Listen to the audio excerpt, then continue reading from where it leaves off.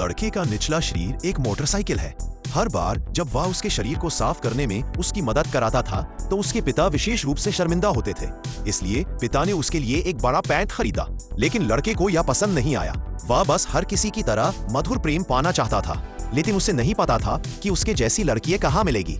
धीरे धीरे उनके जीवन में रुचि खत्म हो गई, यहाँ तक कि जब उसके पिता ने उसको चलाने की कोशिश की तो उसे लात मार दी गई। उसने घर के आसपास की चीजों को तोड़फोड़ दिया। उसे यह भी संदेह था कि वह उसके पिता की संतान नहीं है। जब उसके पिता ने यह देखा तो उसे रोकने की कोशिश की, लेकिन उन्होंने उसे अकेला छोड़ने के लिए कहा, आप मेरे असली पिता नहीं हैं। यह सुनाकर उसके पिता दुखी होकर घर से बाहर भागे। लड़का उदास होकर फर्श पर पड़ा हुआ था। उसी समय उन्होंने एक पत्रिका में एक जलपरी देखी। वह तुरंत उसे की ओर आकर्षित हो गया। यही वह लड़की है जिसे वह चाहता था। इसलिए उसने अपना बैग पैक किया और अपने पिता को अलविदा कहा और प्यार की तलाश में खुद ही निकल पड़ा। उसने फोटो ली और आसपास पूछा, लेकिन किसी को नहीं पता था कि जलपरी कहाँ है। आखिरकार एक बूढ़े व्यक्ति ने उसे समुद्र तट पर जाने के लिए कहा।